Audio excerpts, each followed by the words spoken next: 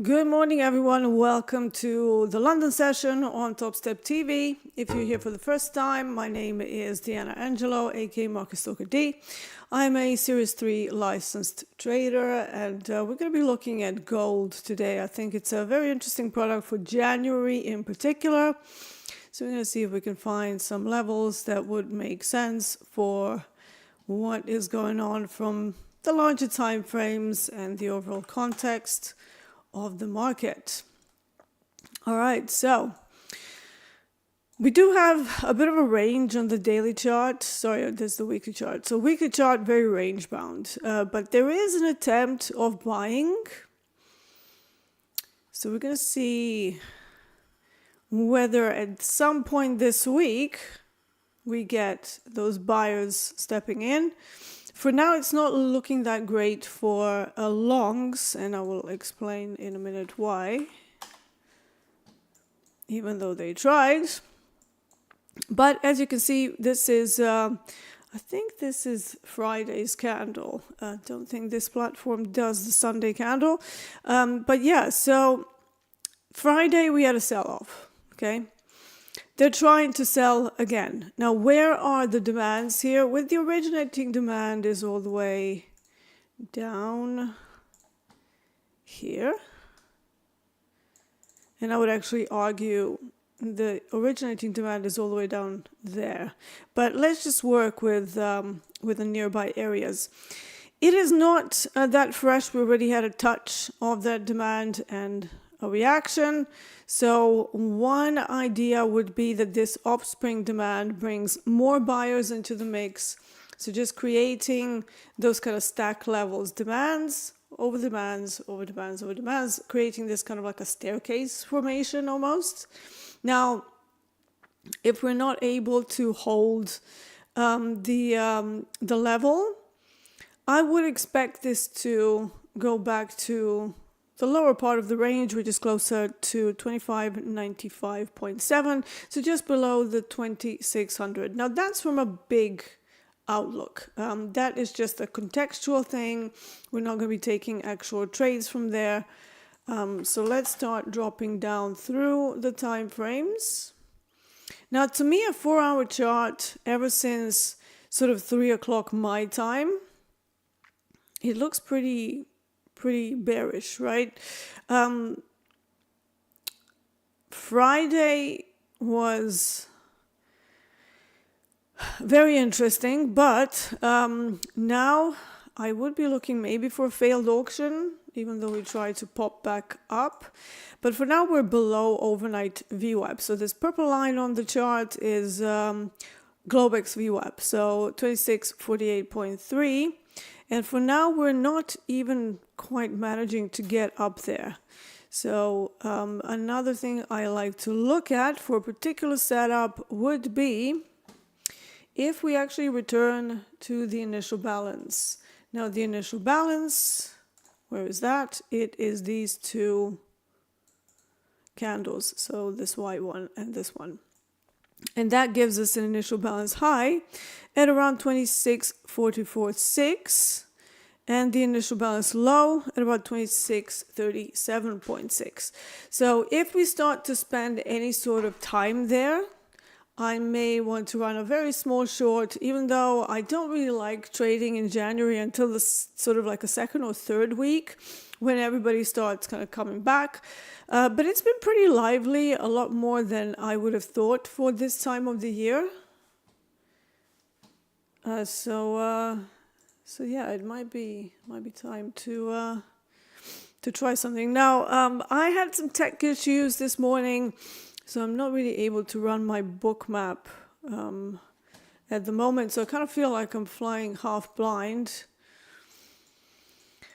So I'm just going to have to rely on pure price action, which is not something I enjoy doing that much, but it is what it is. Let's see how a 100-tick looks, which can be sometimes a replacement for bookmap and for volume and all of that good stuff. But yeah, for now we're knocking on that initial balance high. So I want to see some weakness here first. And that means maybe if we get, let's say if we crack 26.44.6 and then we start to spend time towards 26.43.5, that would be a signal for me for any shorts. If they manage to stay above the initial balance, there could be a bit of a run through upside where I have the average session range high for the London session up at 26.52.1. So that would be another target. And let's see what the options are doing. Yeah, so we have a high volume level around about here. So if they manage to hold basically just around the initial balance high, that would open up the potential for further longs. But for now, overnight VWAP is causing some trouble. So yeah, that's more conducive to me for a failed auction. But we'll see. You know, for now, nothing's sorted out. It's still in decision mode, because if we were to see a very strong auction, we probably would have seen it already, and that's not quite happening, and that can be a sign of future weakness. So I also don't like when I see these selling wicks. So, you know, when you have a sustained auction outside of the initial balance, the last thing you want to see is a big selling wick, right? And this is another reason why, until you take that out, it's kind of like, oh God, are we going higher? Are we selling? What is going on? So I like to wait for that decision to be made by the participants that have much bigger pockets to decide which way they're going to take it. The 100-tick chart is certainly trying to go below that little ribbon and below that more localized area, which could be a sign of more weakness. But I want to see it really below the ribbon. That's another way to look at it. So yeah, let's wait and see what happens there.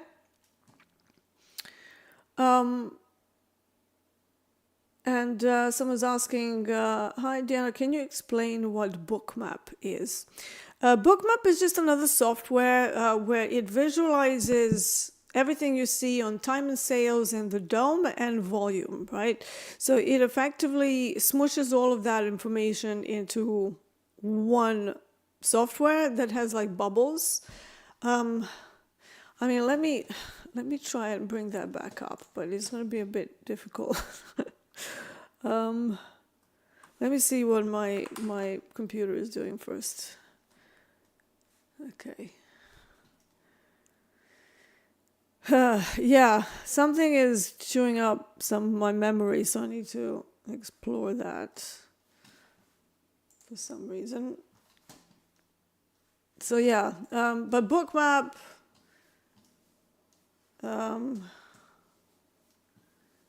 bookmap. Let's see if we can. I have some videos on my YouTube channel actually that shows bookmap and just a rough idea of how I use it.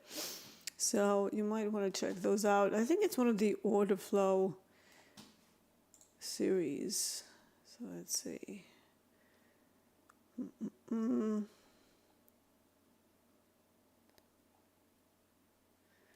Okay, let me try and find that. Videos.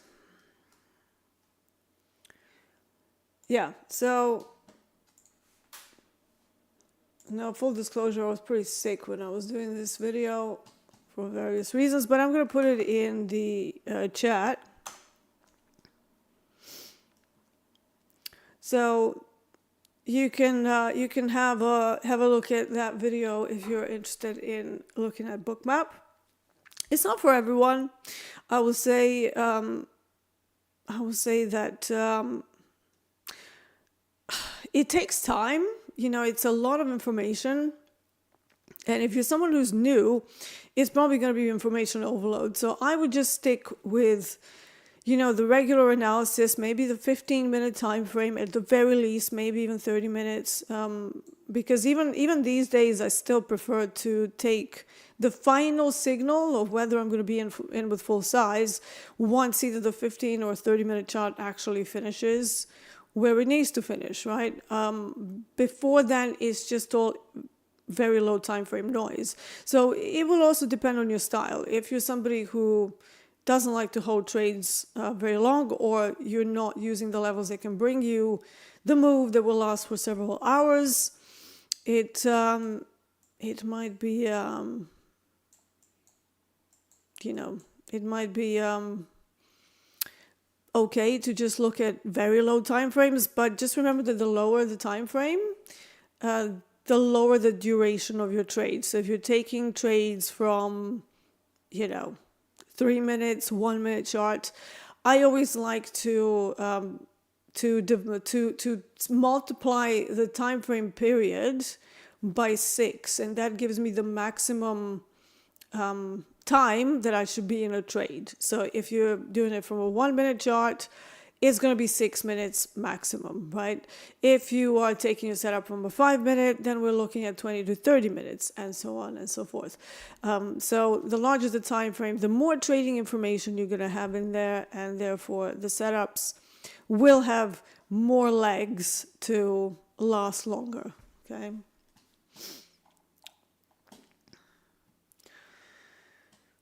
All right, so let's see who's in the chat. So we have Dan Trader, he was up bright and early.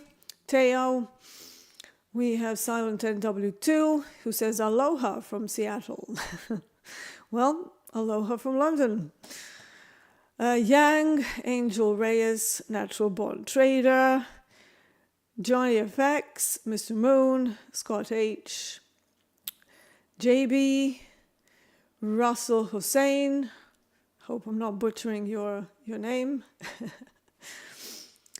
I think Rips is asleep now, dude. So yeah, I usually run it when I don't have to run the stream, because I find that for some strange reason when I'm doing the streaming, the memory has started doing something weird on my computer. So I do need to sort that out. But basically.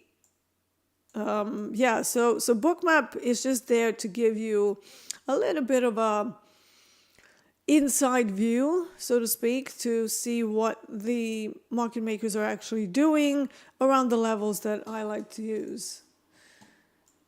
So there's a little bit more selling now on gold, but the 30-minute candle is still green. So until that changes, we can't really do anything. Let's have a look around some other things. Maybe platinum. I think platinum has gone a bit crazy this morning, but for now it's having a bit of a slowdown. With platinum, I do have a level of 962 that might be interesting. Yeah. So no, I'm not going to do platinum today. Please, Green says, please explain initial balance and open interest. So initial balance and open interest are two completely different concepts. Initial balance is nothing more than the high and the low of the first hour of trading of any exchange. So for London, it would be from 8 a.m. till 9 a.m. in the morning. That's GMT, that's my time. So, convert that into whatever you want. And I don't actually like trading during the initial balance. I like to trade after it when I have more idea of what the institutional players want to do. And with the London session, a lot of the time, a lot of the products that we currently have on Topstep, they're not Europe specific, right? They are usually quite lively outside of London session. So the main session is usually COMEX for gold. So to have some massive move, that's usually an outlier. And sometimes they don't even leave the initial balance, right? They just establish a small range and then they just move within that range. Now, you guys know that I absolutely despise trading within 30 to 50 tick ranges. It drives me up the wall. I like to have between 180 up to 220. So the products that I choose will typically have those kind of ranges. Anything less, and I just can't deal with it. Like it literally just, it's one of my mental triggers where you enter a trade and it does nothing for hours. So just keep that in mind.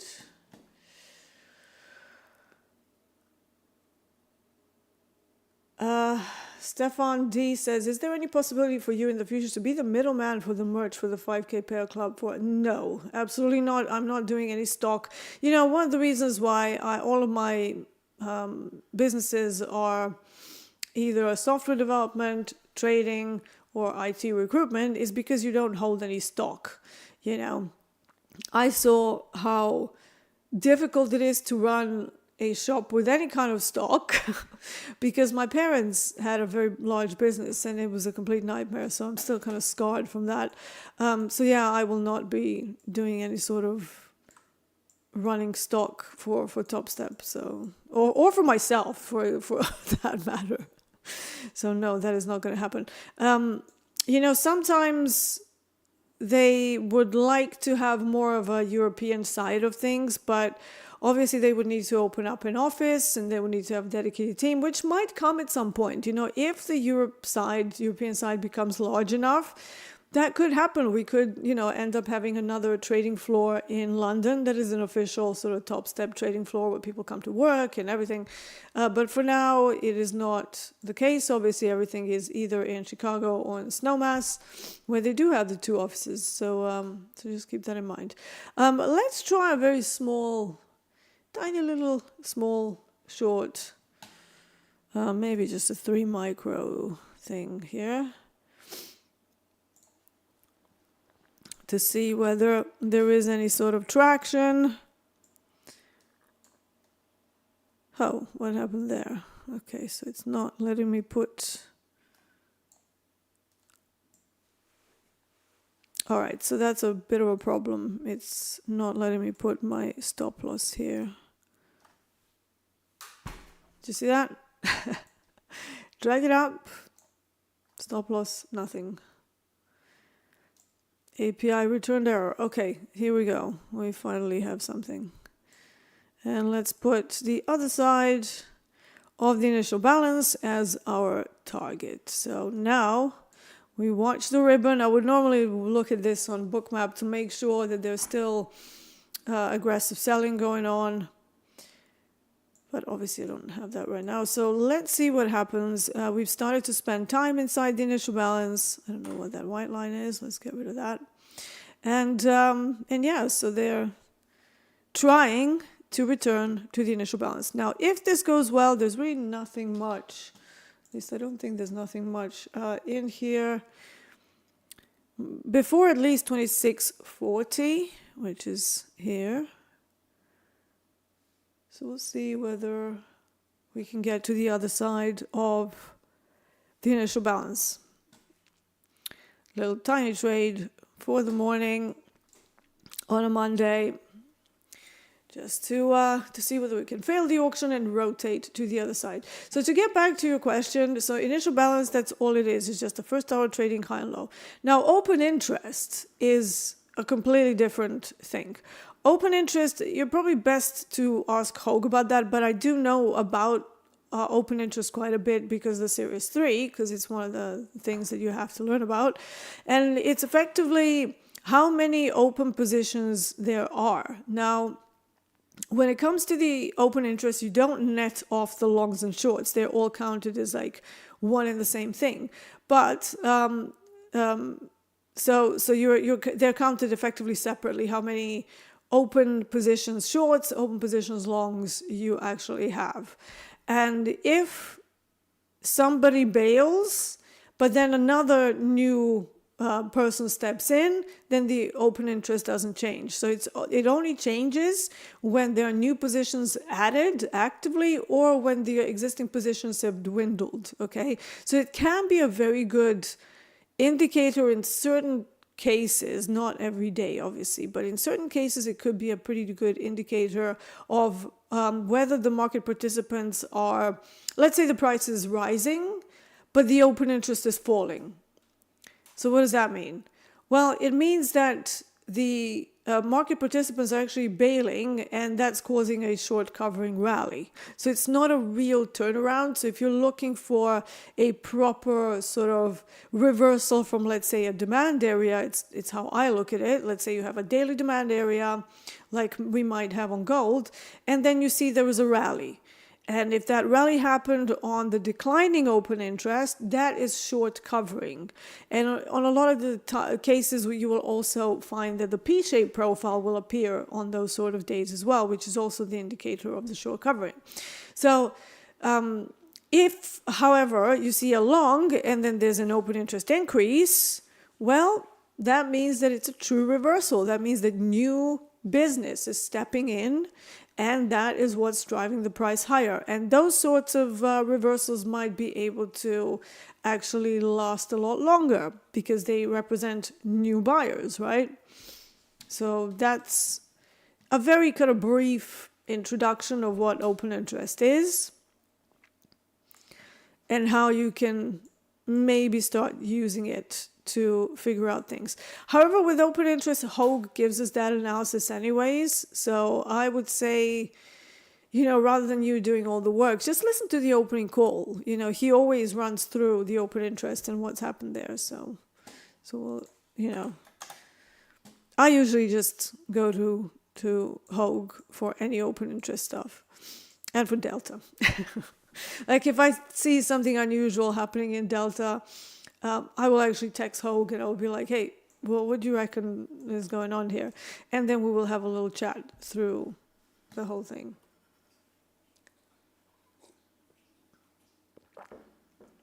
Paul H. has joined us. Hi, Paul.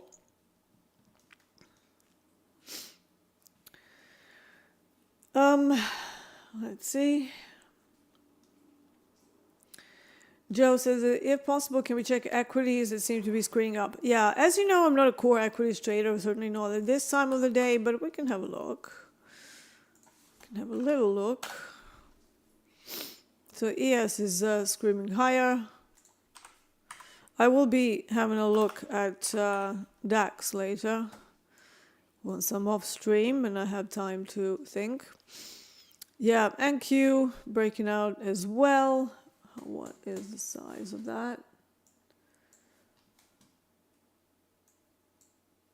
Let's just see.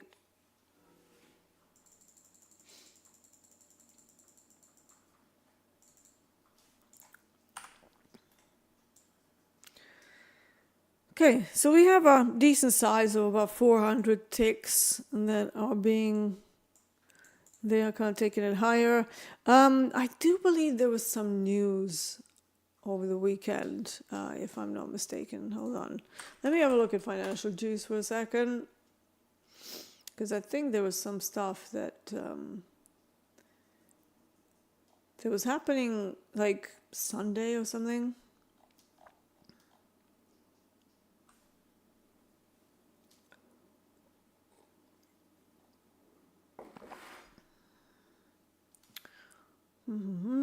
When was this? Okay.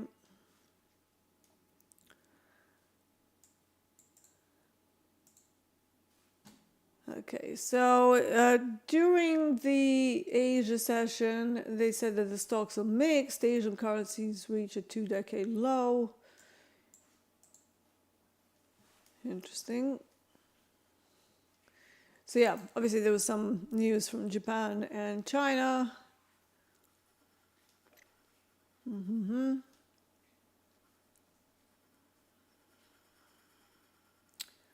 I don't really see anything else now, and it's probably too much to go all the way back, but I think it was something to do with the Middle East, and that can definitely cause either risk on or risk off. Now, if this is risk on, which would mean equities up and commodities down, in a way, this trade that I'm in on now on gold would be the counterpart to that. Now, obviously, they don't correlate all the time, but they do correlate during the headline risk events. So keep that in mind. If this doesn't start moving soon, I am going to bail because I'm losing patience with it. Let's have a look at YM, actually, because, yeah. I'm not sure I pay for YM here. Yeah, so maybe have a look at it on one of our simulated accounts. YM.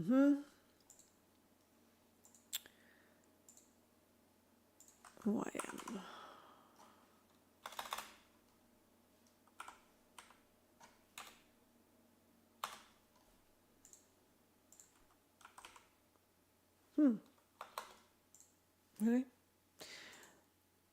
It's telling me that it doesn't have YM. Why is that?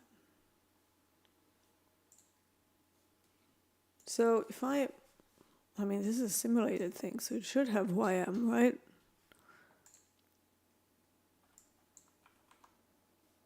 No contracts found.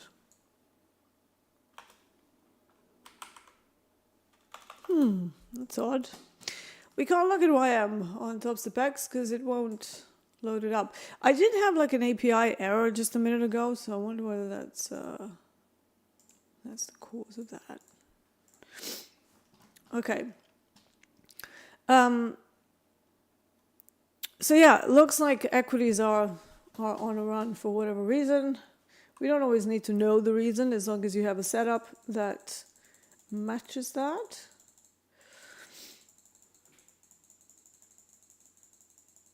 Let me see if I have YM on my other side. I do. Yeah, YM a little slower than the rest of them. And I say that because the rest of them are sort of stair-stepping higher. One time framing higher, as the profile guys are saying. And this is MYM, so Dow Jones. It's not that violent because we failed the auction, but then all the other indicators say that it's now going higher. But it's not yet one time framing higher, okay?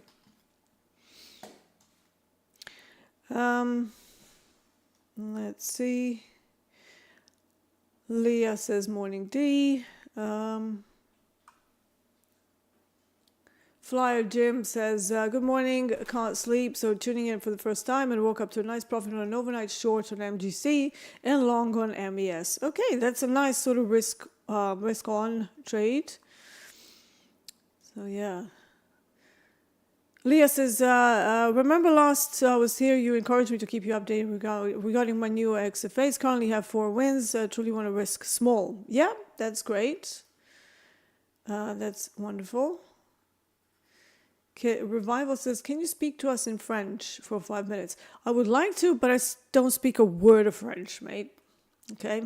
I don't know where you got the idea that I speak French. I only speak 2 languages, which is Serbian and English. And that's it. So I would love to, but literally don't speak a word of French. Nothing. Leah says, my account is in profit plus 465. Yeah, daily loss limit is 150. That's a good risk reward there immediately on the risk model. So well done.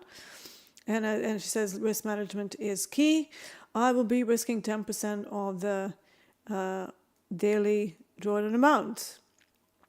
I feel this is a good risk management plan and it's worked well in the past. Yeah, just be mindful to not do too many trades as well. That can really put a wrench in the works, because to me it's all about the number of trades as a consistency rule as well. What time is it? Okay, so we had a doji. We finished the previous candle with a doji just above the initial balance. And technically that would be the invalidation of the failed auction, but let's give it a little bit more time. Because sometimes when you have a doji, it means indecision, it means they couldn't go higher.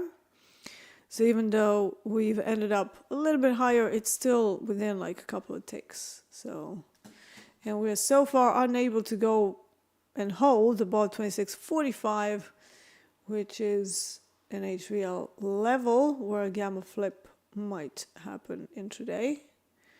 But for now, they're not able to hold the prices above that area. And they're also struggling around the overnight VWAP too. So yeah, for now it's all just slowed down massively. What's DAX doing? Not much. So yeah, let's see what happens. I might cut like one here. Let's hope the API works.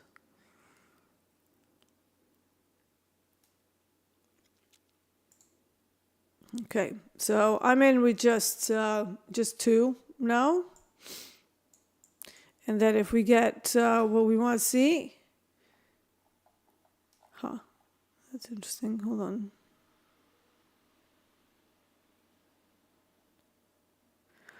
Okay, guys, I'm not sure that my order actually went through. Like, I can see it here, but one of the problematic things is that I don't see it on the dome.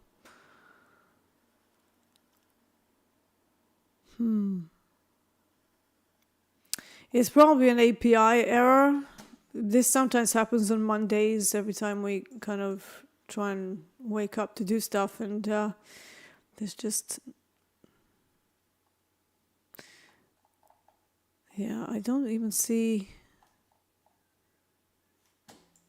See, they are on here, but I'm pretty not sure what's happening on the back end because I don't see them on the dome at all. So I'm going to have to manually bail or close this out, which means I have to actually watch it. So now I'm not really trusting these stops and targets. So yeah, let's wait and see. But yeah, there was some sort of an API error, so obviously my my stop loss and target are clearly not going through for some reason. But the market orders are going through because I managed to exit. So we'll see. Okay. So yeah, Leah, you're doing well so far. So yeah, just keep the numbers on your side, and that is really key. Like, there's nothing much to talk about. That is key. It's just staying positive on the risk rewards, minimizing your downside, making sure that you are trading around the same times of day as well. That's a big thing for me, especially. Joe says, looks like this will open with a gap for the US session. Could you please walk us through your gap rules? Okay, so whenever the gap rules show up, I do have a rule that if we've gone too far up or down, that the gap rules don't apply because it's an outlier, right? It's a repricing of some sort. So anytime a gap is over, like, this will vary from product to product, but let's say it's over 0.5 or 0.7% for some products, it gets a little bit difficult to run the mean reversion trades because it was so far away. It's like, are you really expecting the gap to fill today? And it's like 2%. So keep in mind the edgeful report. So there is an edgeful report with a gap. They even have it by value. So I actually asked Andre to create, Andre from Edgeful, not Andre McHugh. I asked him to create an additional measure that I like to use. And I do believe this is it. So I'm just going to put this here for a second. So by size. So basically, this is by size. This is the measure that I use for my gap rules. Let's put Topstep back in the background. Don't know what happened there. Let's maybe put them side by side. Yeah, so if you see, this is like a very, very small open, and then the bigger the gap, suddenly, if it opens way below value, over 1%, this is ES, it's not going to get touched, right? Like, literally, there are no times when we go back to the value area and we've opened very, very far away below. Now, if we open above value, for ES in particular, and it is between sort of 0.7 and 0.99%, you have about 60% of it also not touching. However, sometimes they do the mean reversion, and that's where the gap rules will apply. So be very careful what sort of a gap you have and act accordingly, because if you know that the gap is more than 1% and then more than 1.5%, it's just not going to touch, right? We're either going to end up in a neutral day type where we don't really go anywhere, or it's going to keep going. It's going to keep going. So, yeah. See, this is what I don't like, where I enter a trade and we're like, 20 minutes into it and nothing's happening. It's like, come on, move. Let's see. Some more questions from our lovely Bruno, the moderator. Says, Ajamal,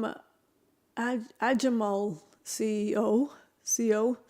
I can never figure out how to get two instruments on the same chart in Topstep. So let me turn it to Robert Cooney for a second and go, you see this button that says select layout? If you click there, you will be able to select the layout with one chart, two, horizontal or vertical, then three, again, horizontal or vertical, or one on the side and then two here. So basically that is where you would have these, have the chart layouts effectively. So you can put two of them side by side or two of them one above the other. And yeah, you can go nuts. You can have a whole bunch of them if you wish, which might get a little bit messy on one screen. But yeah, very easy. This is, Topstep is a pretty straightforward platform. Usually there's a big learning curve with some of the platforms that I've used in the past. Everything's hidden. You don't know where things are. It's all in sub-menus. But over here, it's, everything is very, very straightforward. It is a white label TradingView charts. So if you've ever used TradingView, it's going to be very similar to use, right? Okay, so digital marketing helper tools, it's a mouthful, says, Dee, have you seen DAX and Bitcoin weekly charts? They're very similar. I'm wondering if I'm imagining it or if there's something there.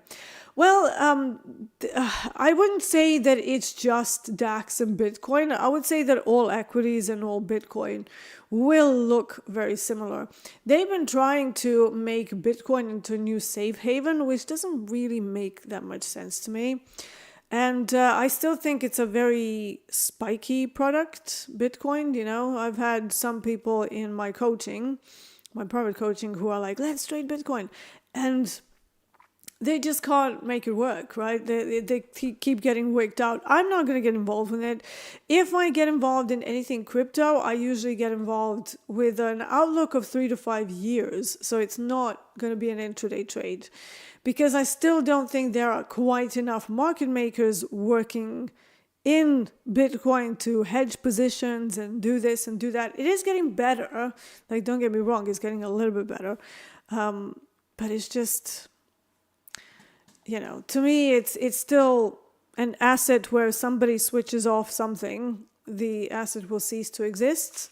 And that's not exactly the case with other things. Like, one of the reasons why I'm in commodities is because, gold, crude oil, natural gas, platinum, they're physical things, So what we're trading here, they're just physical derivatives of what already exists out in the world.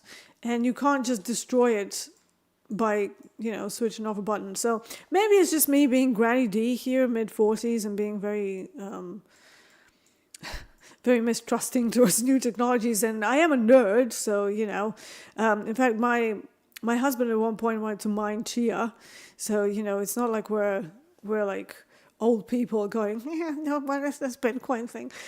It's it's still it's an interesting thing. It's just that I have held Bitcoin before. I've even held XRP. And this was back in 2017. And then I held it all the way just before COVID. And then I exited. So that was a bit painful. I held some of the other, I kept some of my other investments from there, like Palantir stock. So I still have some of that. So I'm very happy with the return that's done. Because I got in at about like $9 or something. It's crazy. Paul, hello Paul, always good to see you. Question, he says, I noticed a few traders say that they don't pay for this data or that.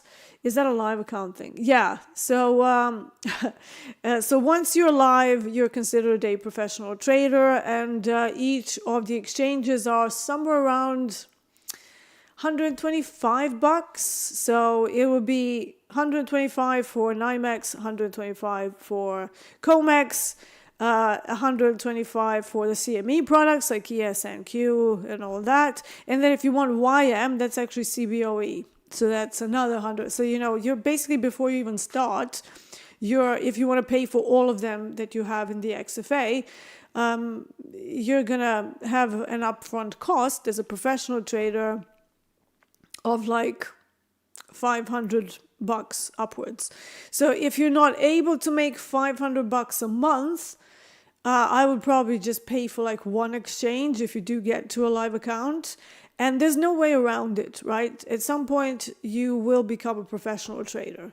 Now, for those of us who are in this industry for a long time, we have, licenses, we have obviously working for, other companies. We can't really claim that we're non-professional, and I think it would be a very, dodgy thing. There's a lot of dodginess that I've seen. Like, people are trying to game the system. They're trying to get out of their taxes. They're trying to, here we go, Dee going on a rant. So, trying to game prop firms one against the other, go long here, go short here, and then whatever wins, just take that side. Things like that, which I'm not, if you're an upstanding citizen, like, there are ways to minimize your taxes and still be okay. Like, for example, if you're really serious, and by the way, I'm not an accountant, this is just from personal experience. If you're really serious, for example, I never run any of my trading activities through personal income tax. It would be lunacy, absolute lunacy, because UK takes like 40% after you go over a certain amount. So I run all of my businesses, including day trading, through a corporation, right? So that you call them the corporations, we call them limited companies over here. But it's the same thing, effectively. So basically, you find a way to lower your tax. And I don't know how many people know this, but Topstep does allow you as an American citizen to run a single person LLC and to run all of your trading through that. Now, that doesn't fall under personal income tax, and sure, you're going to have to do other things, but there are benefits to that. You can actually claim your XFA activation fees, you can claim your combine fees at that point. You can even claim the losses that you experience on the LLC because it becomes an entity that is different to you, right? And then also the taxes are a lot more favorable because you have to pay corporation tax, not personal income tax. There are ways around it, but I just don't think people are serious enough, and they're just like, oh, I'm just going to run a personal income tax. And then some people, not too many of you, but some of you have gotten to a point where you've made 6 figures, and then you go and talk to the accountant, and they go, well, yeah, you're going to have to give like 33, 35, 40% of your money to the taxman, to the IRS, right? And then everyone's like, oh, but so pre-plan, right? Let's pre-plan. Just like we plan our trading, let's plan our taxes as well, It's like, I don't know why people don't do it in the first place, but that's just maybe me being a little bit more business-minded than some other people. But yeah, there are ways to make it, lucrative. There are ways to claim that expense that you have to pay for the professional fees on the company. Now, Paul, I know that you are over this side, and I know that they do only offer us the BEN, the W8 BEN, but I still declare that through the business, right? So it's it might be coming in somewhere, but it all gets declared through one of my businesses. So yeah, it's entirely possible. So why my chart does not change when I click a different instrument? I don't know. It should change. Like if you change to, let's say, RBOB, it should change, right? So click here, symbol search, then look for whatever you want to look for. If it's NASDAQ, then do NASDAQ, and it should change. So I can't really answer that question for you.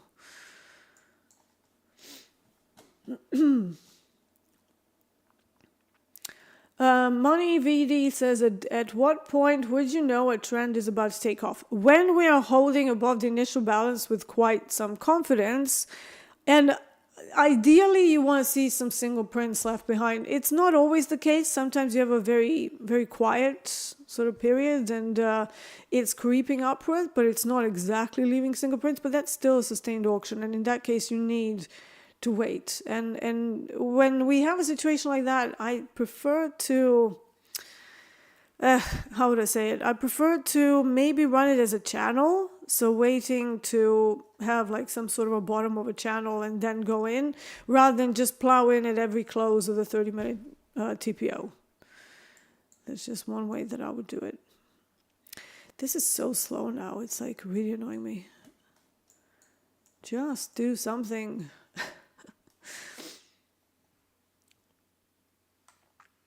Cedric says, is it possible for Topstep to preset the order with multiple stop losses and take profits? I don't think so.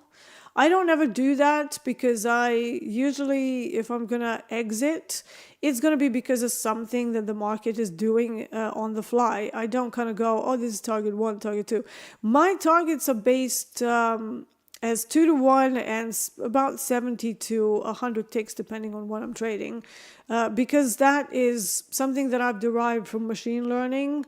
We took a whole bunch of algorithms that we have on some other platforms, and we basically ran it through. We have like training algorithms as a part of all of our code, and basically there's like a TensorFlow code that trains the algorithm once a week, and then we kind of derive data from that, and I use that in my manual trading as well. So whenever I'm using, let's say, a 70-tick target, it is the target that is reached most frequently for the types of setups that I'm looking at.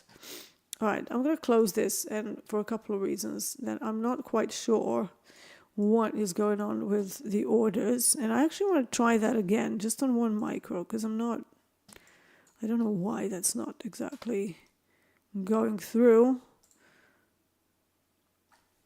Yeah, you see, so I have the risk settings set to have like a basic 150, and that's not even showing up. I mean, that's just odd. I'm gonna close this because I don't know what's going on with the API. My orders are just not showing up on the DOM like at all.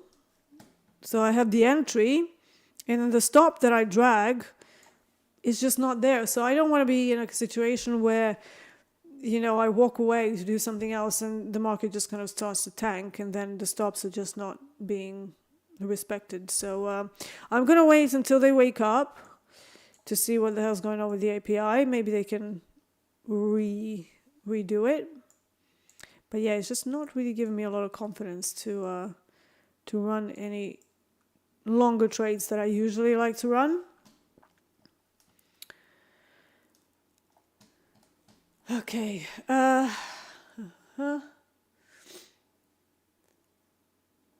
Would it be possible to enter, Cedric wants to know, would it be possible to enter into my position with preset orders and hotkeys?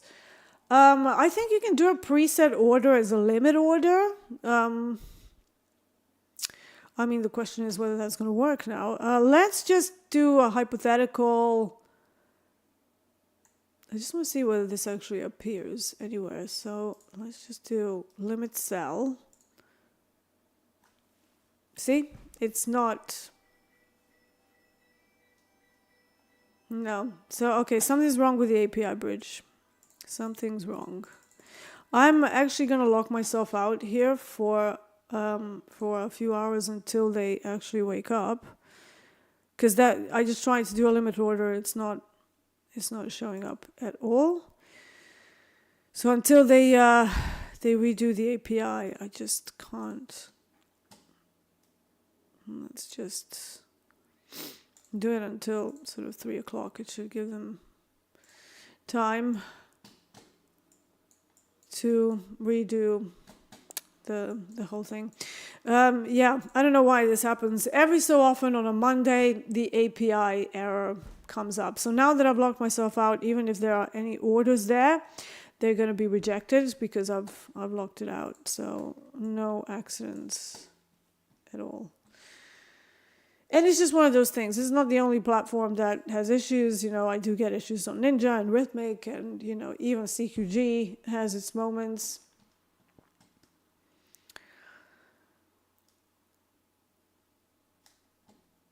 Yeah, Scott H says, costs about $300 for an LLC and about $1,200 a year for a CPA in the US. Yeah, I mean, is that really that much? Like, even if you're making 60 grand out of trading, that's that's fine. That's like peanuts, right? Peanuts costs.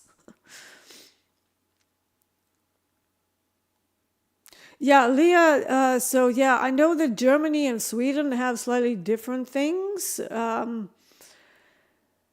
If you are a live trader with a prop firm, they do specifically hire you as contractors. So I don't know whether you know that. Obviously, while you're in an XFA, that's not technically real from the standpoint of certain countries, right?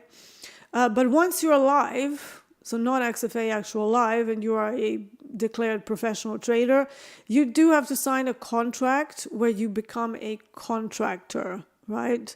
So contractors work on their own hours. Contractors get paid for the, whatever job that they do. Sometimes it's commission only, like basically what we do, performance fee only. And so I would say that before you go live, you won't be able to do that in Sweden. But once you are live, then it should change your status. I think that's the key there. But again, I would contact a Swedish accountant that has dealt with prop traders before, rather than the Swedish version of the IRS, right? Because if you were to contact the HMRC here and ask them anything about day trading, which I have done 15 years ago when taxes became a potential issue, they had no clue. They were just like, what? Well, you would need to declare it as personal, because they're all Scottish, right? You need to declare it as personal income. And I was like, no, because if I want to run it through a company, there must be and they just had no clue. They had no idea. They kept yapping on about the tax-free amount, and I'm like, no, I've made more than that. And I think at that time it was like $7,000 or something, and I was sitting on like 125K worth of profits for the year. And it's like, well, what do I do with this now? And they just didn't know until I went to a specific accountant who actually knew a lot of stuff. I actually got stung going to a newer accountant who didn't know anything and told me that it was all tax-free. So for that first amount, I actually got myself into a lot of trouble, because I got advised that it's not taxable income because it's spread betting and blah, blah, blah. That's not the case if you don't have another job, another income. That was a pretty interesting surprise. But then after that, I went to somebody who actually knows what they're talking about and has dealt with clients in that situation. And basically just said, just run it through a company. Don't even, just pay corporation tax, pay yourself out through dividends, which also have to be taxed at a certain point, but it's generally less and it's a bigger amount before you kind of cross into the higher earner threshold. So yeah. So ask around. That would be my... Shop around, ask around. That's always a good thing. Could you go over CL? Well, I am staying away from crude oil this year, at least for the first 6 months, to see whether anything happens to it, because we've spent 10 months in a pathetic range, absolutely pathetic range. And that's continuing today for London. We have 36 ticks, like this whole move. That's pathetic. Christ. Really? Is that real? Is that for real? It is. Yeah. So, this whole move, it looks like it's going up, right? Look at that. It's like 30-minute chart. You would think, ooh, 30-minute chart, that's going to be a lot of ticks. 36 ticks. That's exactly what that is. 36 ticks from the top to the bottom. I'm not touching this with a barge pole, man. This is just like the epitome of being a painful session, right?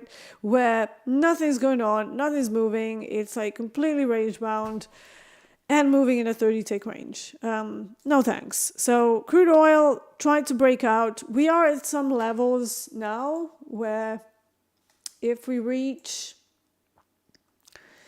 manage to get up to 74.17 roughly, I would be looking for shorts, but I'm not going to be doing that in crude oil. I'm going to be using RBOB as an alternative to do so, right? So basically, we are looking at the top of the range from the higher time frame. So if I go to the weekly chart, you see?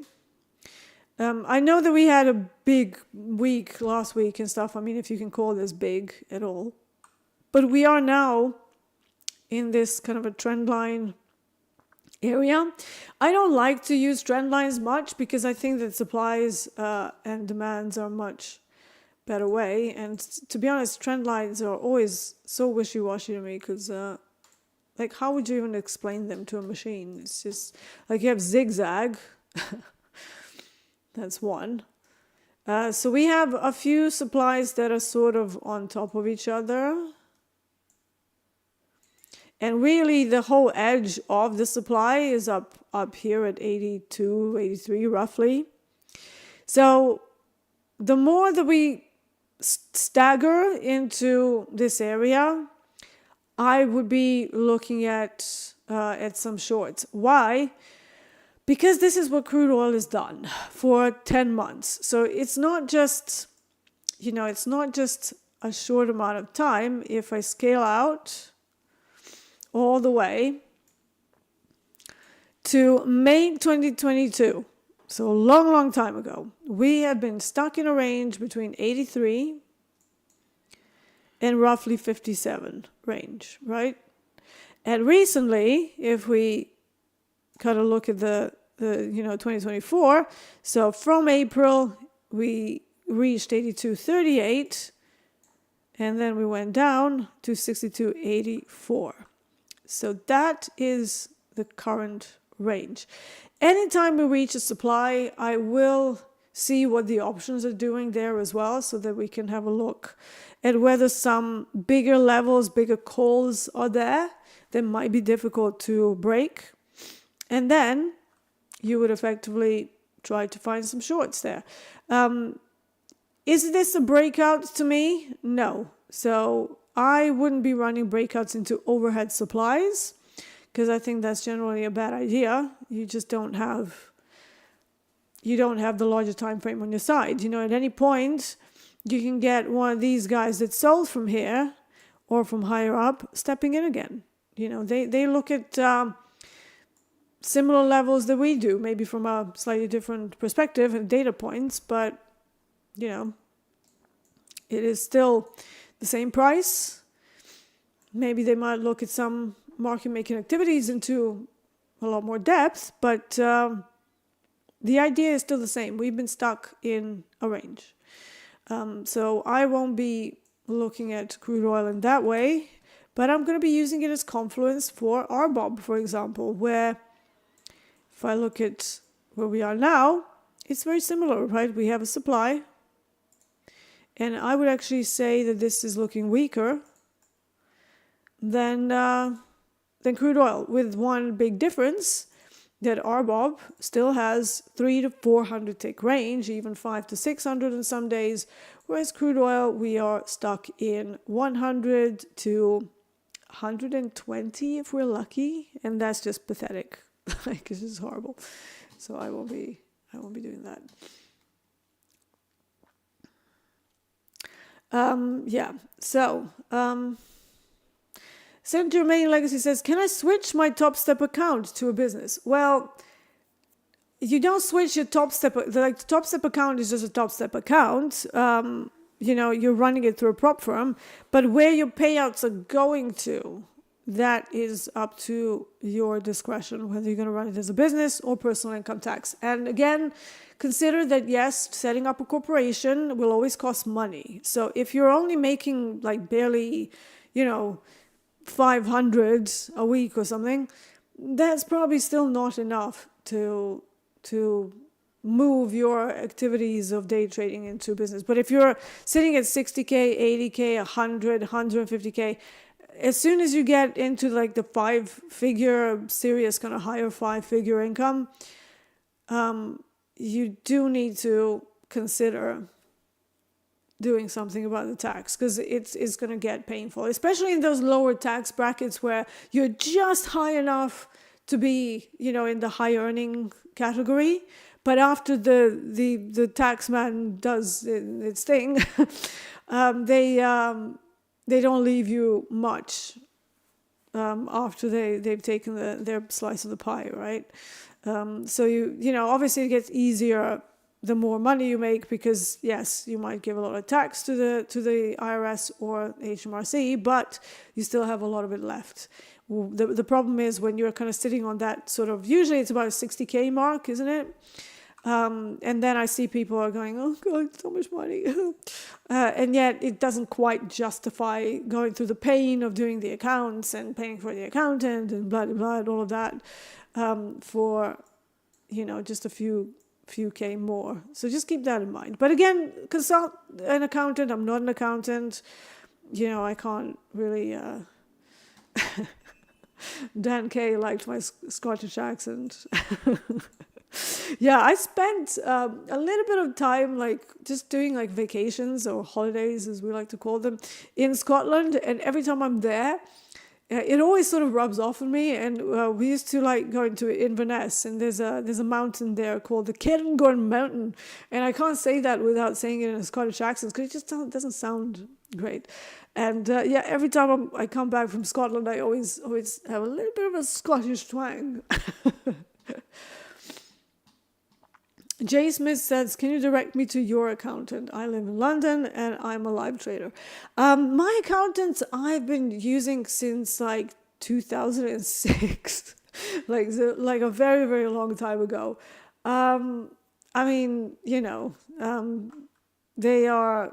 They're okay, they're okay. But for me, again, I wouldn't say that they themselves are super specialist. I can tell you who they are, but they're called Cantaloups.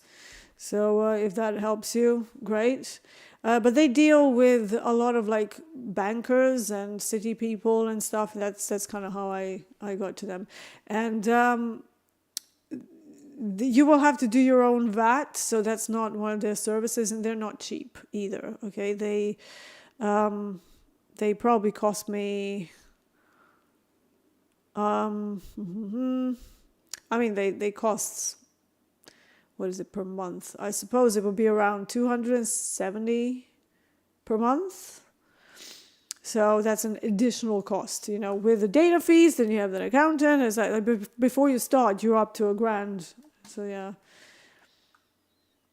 If you're already live with another prop firm, do you have to pay this fee twice? Yes. If you're already live with somebody like Intraday or, anyone, yes, it'll be firm specific, because they are providing an account for you. Okay. So if it's a live account, you obviously have to pay the fees. Yeah.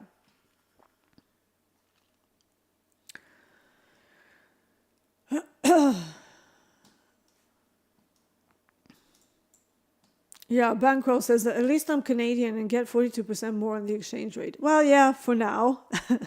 Just keep in mind that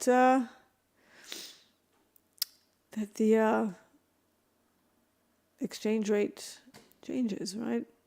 I mean, look, go back, 10 years? And the UK GBP, so the British pound, was like 1.8, like almost 2 to 1 to the dollar. And I remember going to, because I used to go to the States quite a bit, and my money was like, would go so far. Like whatever I brought, it was like double the amount.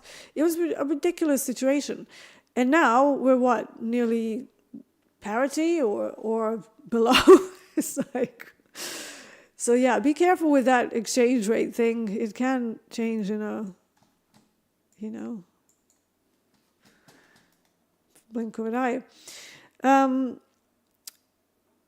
Dee, do you know why Topstep doesn't show the top traders dashboard anymore? I believe they're making changes, so I don't think that it's going to stay the same. Because before it was like everybody, I think it was like XFA people, it was live traders, it was everything. I think they're going to try and do something different with the big board this year to kind of differentiate who's live, who's in an XFA. Because clearly whoever is in an XFA and has like ×5, there are some of us who didn't have the multiple accounts and got into the live accounts with just like one account. And obviously those balances are going to be much smaller, and there's no way that you can fight anyone who's come into it through like 5 times the money. And, when I joined them, they didn't even have 5 accounts.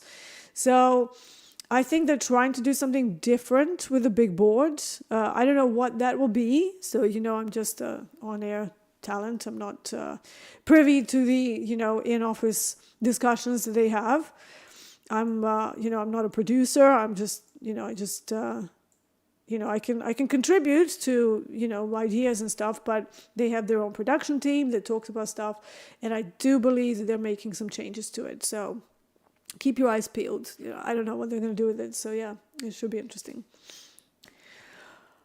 Bankroll says that, Dee, I love your hair. It's so pretty. I actually used to have this kind of hair before COVID. So I used to have black and red. But when COVID hit, I just couldn't be bothered anymore. And then I got sick. So since then, I found red hair very difficult to maintain. So I just let it kind of go into blonde balayage, which was easier. But I found this, I know that this is a trading show, but I just want to say, I found this awesome company called Color Wash Viral something. And it's literally just a shampoo, right? So it's like a heavily pigmented shampoo. So on Saturday, I actually had Manfred telling me that I needed to dye my hair in Twitter. I don't know whether Manfred is here. But I thought to myself, you know what? It's probably time. Let's try and go back to some crazy hair colors after so many years. And the only reason why I've done it is because it was a shampoo, so I don't have to do anything more elaborate than just like literally wash my hair and add more color to it. So hopefully that will work out. If it doesn't work out, I will go back to an easier maintenance because I'm still sick and I'm still not, I still spend a lot of time in bed and just not really that functional. Anyways, guys, I'm going to finish it here for the day. I don't know what's going on with the API. If you guys are also having problems with the API on your lives and XFAs, maybe let's just wait until the support team is up so that they can reinitialize the API, and then we should have everything back. I didn't like the fact that I didn't see, that failed auction setup is very slowly starting to play out, but the fact that I didn't have my orders in, so I could only see my live order without the stop loss, without the target, even though it was on the chart. It was really not giving me enough confidence to just kind of leave the trade on and walk away, because if something happens, I just don't know whether the orders even got through to the market. So I locked myself out until the support team actually wakes up. So let's see if they can reinitialize the API. I want to say this week is going to be a short week, sort of. So I'm only going to be streaming Monday, Tuesday, and Wednesday. We're all going to be off air on Thursday in order to pay our respects to President Jimmy Carter. So it is his funeral, and all the markets will be closed. Therefore, there will be no Topstep, so we will be off air completely, which means London session will be off air as well. I'm going to give you a few links now. Now, obviously, I would like you to keep upvoting my Eurex. So whoever is awake and you haven't done the upvoting for the Eurex, please do so now. It's going to help us to get some more London-specific products into Topstep, which is really missing. I'm really missing my DAX. And if you are a member of the 5K Payout Club and you are located in the States, I know that a lot of us here are European, but we also have some people who wake up really early, so fill out that form for your 5K Payout Club badge and also a hat.